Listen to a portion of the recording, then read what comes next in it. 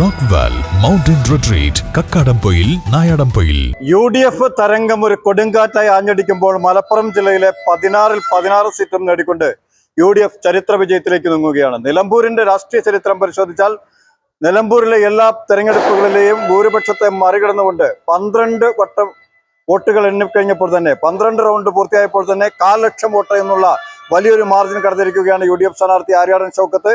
1964 രൂപപ്പെട്ട ശേഷം നിലമ്പൂർ മണ്ഡലത്തിലെ ഏറ്റവും വലിയ ഭൂരിപക്ഷത്തിലേക്കാണ് കടക്കുന്നത്. നിലവിലെ വോട്ടിംഗ് പാറ്റേണുകളും ഭൂരിപക്ഷങ്ങളും പരിശോധിക്കുമ്പോൾ 30,000 കടക്കാനുള്ള സാധ്യത വർദ്ധിച്ചിരിക്കുന്ന ഒരു രാഷ്ട്രീയ സാഹചര്യമാണ് നിലമ്പൂരിലേക്ക്. നിലമ്പൂരിനെ സംബന്ധിച്ചിടത്തോളം ചരിത്ര വിജയത്തിലേക്ക് ആര്യാടൻ ഷൗക്കത്ത് കടന്നെടുക്കുമ്പോൾ നിലമ്പൂരിൽ നിന്ന് തന്നെ പോത്തുകല്ലിന്റെ പ്രതിനിധിയായ DCC പ്രസിഡന്റ് VS ജോയി 11,000-ലേറെ വോട്ടുകളുടെ ഭൂരിപക്ഷത്തിൽ തവനൂരിൽ നിന്നും, അതേപോലെ തന്നെ 12,000 വോട്ടുകളിലേറെ ലീഡ് ചെയ്തുകൊണ്ട് എടക്കരയുടെ സ്വന്തം TP അഷറഫ് അലിയും വിജയത്തിലേക്ക് കുതിക്കുകയാണ്. നിലമ്പൂരിന് 3 MLA-മാര്, മലപ്പുറത്തിന് 16 UDF MLA-മാര്, മത്സരിച്ച 4 സീറ്റിലും കോൺഗ്രസിന് വിജയക്കൊടി.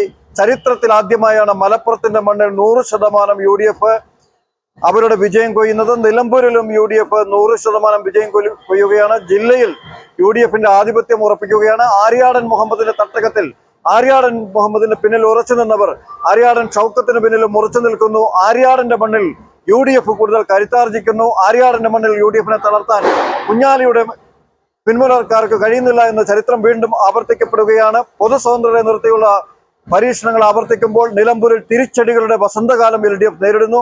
ചരിത്ര ഭൂരിപക്ഷമായി തേരോട്ടത്തിന് UDF തയ്യാറെടുക്കുകയാണ്.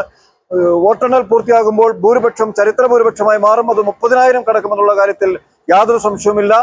മലപ്പുറവും നിലമ്പൂരും ചരിത്രത്തിലേക്ക് നടക്കുന്നു. UDF 100 മേനി കൊയ്ത് മലപ്പുറം സ്വന്തമാക്കുന്നു എന്നുള്ള കാഴ്ചയാണ് ഇപ്പോൾ നടന്നുകൊണ്ടിരിക്കുന്നത്. നിലമ്പൂരിൽ നിന്നും A+ വിഷന് വേണ്ടി Thomas കുട്ടിച്ചാലിയാണ്. KTH Jewelry, Silver, Gold and Diamond, KNS Building near Grameen Bank, Agampadam.